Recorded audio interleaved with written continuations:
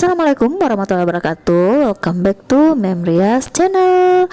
Well, di video kali ini Memria mau berbagi tentang RPP, tapi khusus untuk RPP HOTS dan TPEC.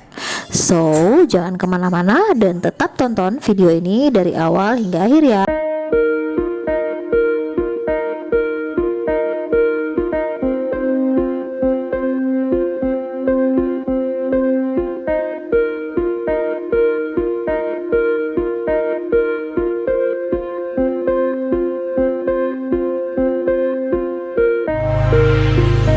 Dan saya katakan tadi bahwa hari ini kita akan membahas tentang HOTS dan TPEC.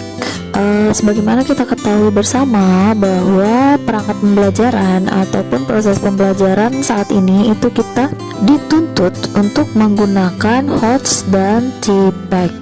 Nah, seperti apakah HOTS dan TPEC itu? Mari kita lihat bersama.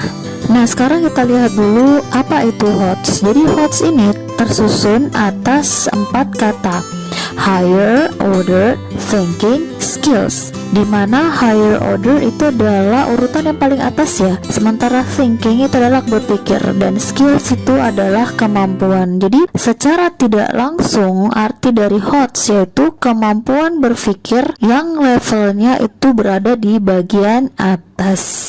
Nah, sekarang kita lihat pengertian HOTS. HOTS dapat dikategorikan sebagai gabungan dari kemampuan berpikir, menalar, menganalisis, mengevaluasi, dan memutuskan sesuatu. Saya kira rekan-rekan sudah paham bahwa kemampuan berpikir tingkat atas itu bisa saja berupa kegiatan menalar, menganalisis, mengevaluasi, dan memutuskan sesuatu. Nah, ini perlu rekan-rekan catat bahwa HOTS itu tidak selalu dapat diartikan sebagai soal yang sulit atau sebagai sesuatu yang sulit, tetapi lebih kepada bagaimana pertanyaannya sehingga memaksa peserta didik untuk mengerahkan kemampuan berpikir secara menyeluruh. Jadi ini mungkin sering kita jumpai ya, bahwa ketika kita ingin membuat suatu kegiatan atau bahkan soal HOTS itu kita selalu mencari yang sulit, yang susah dipecahkan oleh peserta didik, padahal sebenarnya bukan itu inti dari HOTS, tapi inti dari HOTS yaitu dimana kita bisa menstimulus peserta didik agar bisa berpikir secara menyeluruh ya.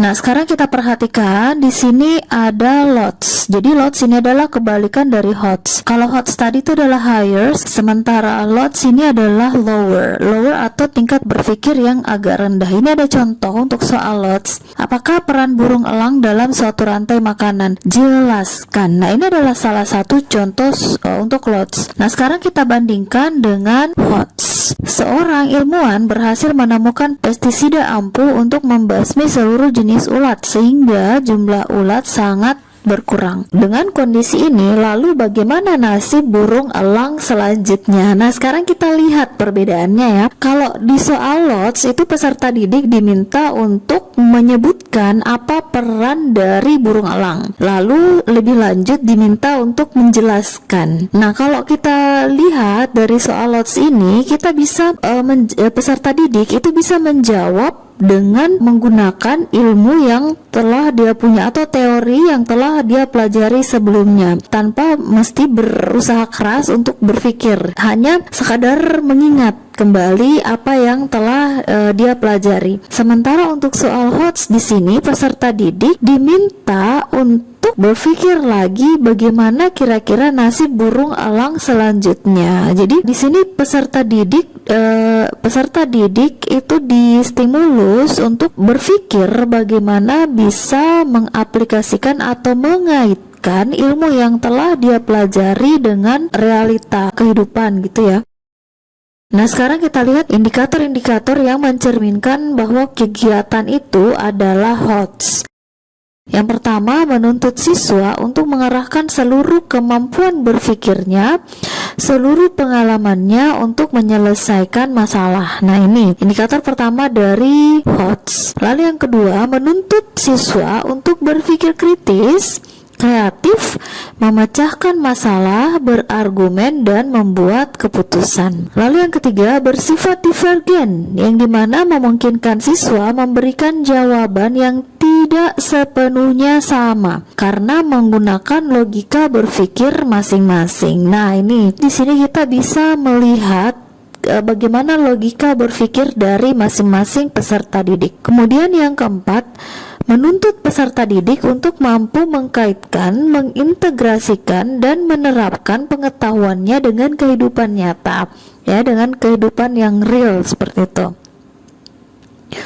Lalu berikutnya, menuntut peserta didik untuk berusaha mengeksplorasi seluruh sumber yang ada untuk menyelesaikan suatu masalah. Jadi di sini peserta didik diharapkan bisa memanfaatkan berbagai macam sumber di sekitarnya untuk mengetahui tentang sesuatu, ya. Nah, kalau kita berbicara tentang HOTS, itu kita tidak jauh dari taksonomi, ya, atau yang paling terkenal itu adalah Bloom's taksonomi Bloom, yang dimana kita ketahui bersama dalam di taksonomi Bloom itu ada level tingkat berpikir yang dimulai dari remember. Ini yang paling kecil, ya, yang paling rendah yaitu remember atau mengingat. Kemudian naik sedikit itu ada understanding atau memahami, atau kita memberikan istilah dengan C2. Kalau remember tadi itu C1. Lalu naik sedikit itu apply atau mengaplikasikan, atau istilah kita adalah C3. Setelah itu analyze, ya, atau menganalisis, atau C4. Kemudian evaluate, mengevaluasi, dan paling tinggi itu adalah create atau mencipta. Nah, untuk HOTS itu kita bisa menggunakan dari C4 sampai C6, atau dari analyze, menganalisis, atau mengevaluasi, ataupun yang paling tinggi adalah mencipta, ya. Kalau kita lihat di Bloom's taksonomi ini juga di sebelah kanannya itu ada kata kerja yang mewakili masing-masing tingkat berpikir, ya. Nah, sekarang kita coba lihat yang paling atas itu create atau mencipta. Nah, kata kerjanya ada beberapa di situ, yaitu implement, ya, kita mengimplementasikan ilmu yang telah kita terima, ataupun bisa juga desain, mendesain, to construct, mengkonstruksi, develop, atau mengembangkan, dan seterusnya, ya. Begitupun dengan evaluate, ada beberapa kata kerja yang mewakili level berpikir mengevaluasi atau C5 ini. Oke. Nah, dikaitkan dengan proses pembelajaran atau bahkan untuk pembuatan RPP ataupun pembuatan soal HOTS, ini kita bisa menggunakan acuan KKO, ya, KKO atau kata kerja operasional. Nah, ini ada beberapa list untuk KKO pengetahuan atau kognitif. Nah, ada di sini C1 sampai C6. Nah, untuk HOTS itu seperti yang saya katakan tadi, kita bisa mulai dari C4, yaitu menganalisis. Akan lebih baik kalau kita menggunakan C6, ya, sebenarnya, yaitu mencipta. Nah, di sini ada beberapa KKO. Nah, kita lihat untuk menganalisis itu ada banyak KKO yang masuk dalam kategori menganalisis, seperti misalnya mengatur atau mentransfer atau menemukan, ya. Mengoreksi juga masuk dalam KKO menganalisis. Kemudian kita coba lihat untuk mengevaluasi itu bisa membandingkan ataupun menyimpulkan dan seterusnya. Sama halnya dengan mencipta, ya. Saya kira rekan-rekan sudah paham, ya, untuk ini. Oke, sekarang kita lihat KKO untuk keterampilan. Jadi sama aja, ya, sebenarnya untuk keterampilan itu kita bisa mulai dari P3 atau bisa juga kita mulai dari P4, yaitu misalnya KKO-nya membangun, atau misalnya merumuskan, memodifikasi, dan seterusnya, ya. Lalu setelah keterampilan ada lagi KKO sikap ya. KKO sikap ini ada level-level berpikirnya juga. Jadi untuk HOTS kita bisa mulai dari A3 atau bahkan dari A4 ya. Nah, sekarang kita pindah untuk TPEC. TPEC ini terdiri atas 4 kata kunci juga ya, yaitu technological, kemudian pedagogical, lalu content dan knowledge.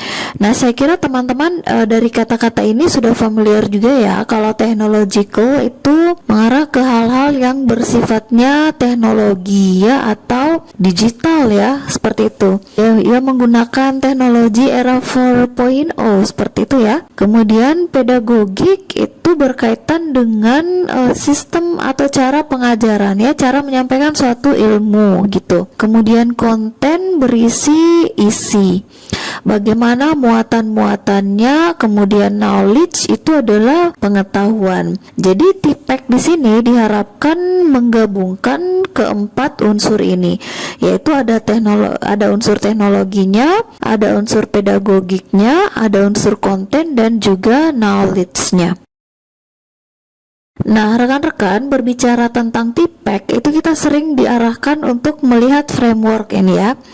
Nah, di sini framework ini kita lihat ada 3 lingkaran inti ya di sini. Lingkaran pertama itu berisi technological knowledge ya, teknologi dan knowledge. Kemudian untuk lingkaran yang kedua itu adalah ada content knowledge atau CK. Kemudian yang lingkaran yang ketiga itu pedagogical knowledge. Nah, seringkali untuk pengajaran konvensional atau pengajaran tempo dulu itu kadang-kadang menggunakan technological knowledge-nya saja atau TK saja. Kadang juga menggunakan content knowledge-nya saja, tidak ada technological ataupun bahkan pedagogical knowledge, hanya pedagogical knowledge atau PK. Nah, di luar dari itu mungkin ada juga guru-guru yang sudah menggabungkan antara technological, content, dan knowledge atau TCK, ataupun mungkin sudah mengaitkan antara pedagogical, content, dan knowledge, atau bahkan ada juga yang menggunakan technological, pedagogical, dan knowledge. Tapi yang diharapkan di TPEC ini yaitu ada di sini penggabungan antara technological knowledge, content knowledge, dan pedagogical knowledge. Jadi unsur technological, pedagogical, content knowledge itu dapat di sini ya. Oke, untuk lebih jelasnya kita lihat yang berikutnya. Kita lihat pengertiannya. Di sini dikatakan bahwa TPEC itu merupakan kerangka kerja atau framework yang berpotensi memberikan arah baru untuk guru ya dalam memecahkan masalah yang terkait dengan pengintegrasian TIK dalam kegiatan belajar mengajar. Nah, kurang lebih pengertiannya seperti itu untuk TPEC. Nah, sekarang kita lihat dulu beberapa contoh penggunaan teknologi dalam kegiatan mengajar. Yang pertama menggunakan Microsoft Whiteboard. Jadi era pandemi ini ya, saya kira guru-guru semakin dituntut untuk menyisipkan penggunaan teknologi dalam proses pengajarannya. Sama misalnya penggunaan Microsoft Whiteboard, atau yang kedua pemanfaatan e-modul ya. Ini kan bisa kita manfaatkan meskipun kita tidak melakukan tatap muka dengan peserta didik. Lalu yang ketiga misalnya menggunakan Google Form. Saya kira rekan-rekan semua sudah familiar dengan ini ya, ataupun dengan menggunakan WhatsApp group. Tapi selain keempat ini masih banyak lagi contoh penggunaan teknologi dalam proses pengajaran. Nah, sekarang kita lihat dulu untuk technological knowledge, contohnya menggunakan software conference. Misalnya menggunakan MSN, Messenger, Skype, Yahoo, dan seterusnya ya. Nah, untuk pedagogical knowledge itu membimbing siswa untuk belajar mandiri. Nah, untuk content knowledge itu memiliki pengetahuan yang cukup tentang subjek pengajaran atau tentang satu subjek, satu materi pengajaran, seperti itu ya. Nah, ini kalau masing-masing terpisah, technological knowledge sendiri, pedagogical knowledge sendiri, dan content knowledge itu sendiri. Tapi untuk TPEC, kita diharapkan mampu untuk menggabungkan antara ketiga bagian ini. Nah, sekarang kita lihat ada lagi untuk technological content knowledge. Kalau tadi cuma technological knowledge atau pedagogical knowledge atau content knowledge. Nah, sekarang kita lihat kalau technological knowledge kita sisipkan konten di situ ya, atau TCK contohnya melakukan proses pembelajaran dengan media teknologi seperti mikroskop, multimedia, LCD proyektor dan komputer. Tapi di sini tidak ada unsur pedagogikalnya, hanya ada technological content knowledge-nya. Nah, sekarang kita pindah ke bawah, pedagogical content knowledge. Nah, ini tidak ada teknologikalnya ya. Contohnya melaksanakan pembelajaran yang mendidik dan dialogis. Lalu yang di sebelahnya itu technological, pedagogical knowledge, itu tidak ada unsur kontennya, yaitu dapat menggunakan teknologi informasi untuk komunikasi diskus. Teknologi informasi dan komunikasi untuk diskusi pada forum dengan siswa. Ya, ini masih kurang karena masing-masing bagian masih ada yang hilang satu gitu ya. Nah, ini dia yang diinginkan TPEC atau Technological Pedagogical Content Knowledge, yaitu memberikan kepemimpinan dalam membantu orang lain untuk mengkoordinasikan penggunaan konten, teknologi, dan pendekatan mengajar di sekolah. Oke, sekarang kita lihat dulu. Ini ada penggalan RPP ya yang saya ambil, yang dimana dalam salah satu aktivitas dalam RPP tersebut mengandung TPEC di dalamnya. Kalau kita lihat teknologi ada ya, di sini sudah ada teknologi penggunaan teknologi yaitu software Audacity atau Soundforge, kemudian pedagogical yaitu pedagogical. Di sini ada beberapa aktivitas yang sifatnya pedagogical ya, yang dimana peserta didik misalnya mengamati bentuk spektrum suara dan menganalisis apa perbedaannya. Kemudian ada juga siswa diminta untuk membuat simpulan ya, seperti itu. Kemudian kontennya, content knowledge-nya ini adalah tentang membuktikan bahwa bunyi memiliki bentuk frekuensi yang beragam ya. Jadi dari sini kita bisa melihat ada semua aspek dari TPEC itu ada. Well, itu tadi tentang HOTS dan TPEC. Jadi saya akhiri video ini dengan satu quotes yang sangat menarik dari Scott Hayden. Teachers have three loves: loves of learning, loves of learners, and the love of bringing the first two loves together. Semoga video ini bermanfaat. Jangan lupa klik like, share, comments, dan subscribe video ini untuk tetap mendapatkan video-video terbaru dari channel ini. Dan subscribe channel ini untuk tetap mendapatkan video-video terbaru dari kami. Wassalamualaikum warahmatullahi wabarakatuh. Have a nice day and bye-bye.